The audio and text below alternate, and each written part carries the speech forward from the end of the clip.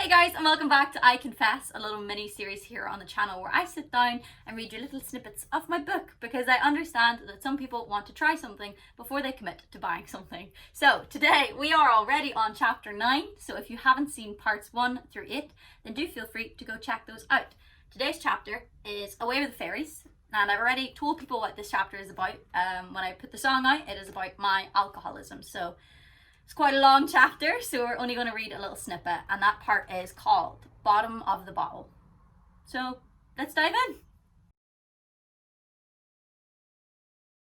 Not for the first time, and far from the last, I realised my addiction to alcohol could no longer be ignored. It was September 9th, 2014, a Tuesday. I had spent that summer drinking myself to near death across occasions too many to count. It was on the evening of the official release of Destiny, the video game, that rock met bottom. I was over the moon to be invited to such an event. Of course, a satisfying knock-on effect of my time on the X Factor. Life was becoming somewhat of a drunken abyss by this point, counterweighted with the touring, performing, press, recording, and of course, bouts of songwriting and rehearsals that kept my professional life afloat, even if my personal life was sinking underneath. I loved my life. I loved the irregularity of it, the wild unpredictability. But being a musician when you're facing internal demons that threaten to drown your creativity becomes unsustainable quite quickly. I had a drink for every autograph I wrote. When I try to recollect any great details of specific events surrounding this period of my life, I come to a wall. I try hard to remember, but nothing comes back to me. I know where I ended up, but how I got there remains unknown. So the exact reason for why I was drinking that September Tuesday, I am unaware of. I had a recording session in the morning, I remember that, but I was still drunk from the night before. I managed to make it to the studio at my producer Graham's house, but I was in no position to sing. When I drink, I lose the ability to sing or write music. Whatever focus or control I usually apply to carrying a tune dissipates with a drop. Hence why I've never done a show with more than a drink in me. Something I am proud of, even if the first thing I turned to after a show was a drink. As soon as I arrived at Graham's house, he called it a day. He was far too kind to me on that day, and all subsequent days during that time of excessive drinking. And somehow he'd still continued to work with me. But he knew then the path I was on. He sat me down and tried to talk sense to me, but I was adrift, and he knew. When I left the studio, I went straight to the off license. I drank more than usual for a daytime, and faster than before. I like to think that something inside of me knew that this was going to be the day I'd hit the bottom. And so I tried to sneak in a few more drinks to soften the blow. How I was going to be red carpet ready for the Destiny premiere, just a few hours away, was beyond even my own comprehension. I somehow managed to get home, get dressed, and make my way to the tube station. The line between topped up enough to function and full-on drunk had been crossed. I was drinking gin straight from the bottle on the train, not caring who stared at me or for how long. But for whatever reason, the booze wasn't hitting the way it usually would. The effects weren't coming quick enough to pacify me. This led to me drinking even faster on the train. By the time I arrived at King's Cross station, I blacked out. The bottle was empty. My next memory is being stood outside the bathrooms at King's Cross, with police officers asking me questions I didn't want to answer.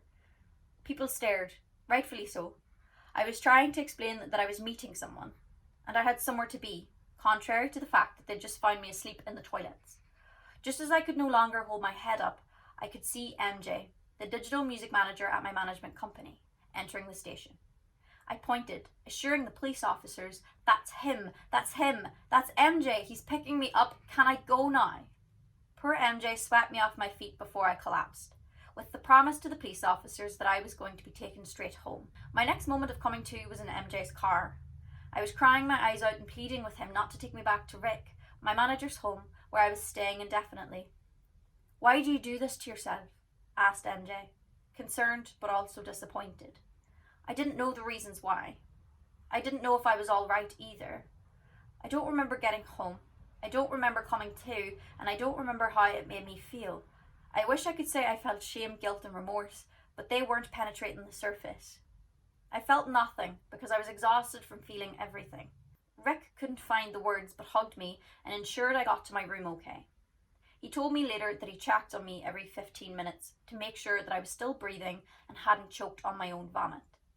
As I slowly scratched my way to recovery in bed, calls were being made to my press team. They had to be told what happened as to avoid it coming out in the press or online. This is what they call damage control. They all prayed that there were no photographs of me outside King's Cross collapsed. These photos can kill careers. I managed to get out of it unscathed from a PR perspective. It never became public knowledge, until now, thank God. I always think I came this close to losing it all.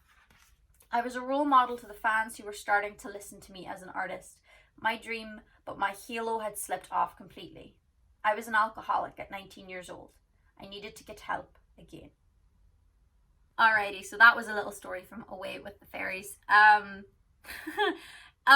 Spoiler alert, I continued to keep drinking after that. That was not my moment of sobriety or a sober awakening. So it did get worse before it got better.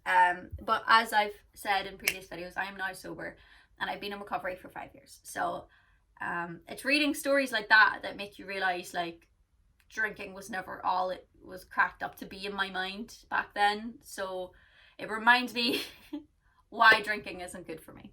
Because I know that people think that by me talking about this so much, does it trigger me? Does it make me want to drink? And absolutely not. It does the complete opposite. It reminds me of where my drinking can take me. So I hope you enjoyed that. And if that has piqued your interest, I really do hope you go and get a copy.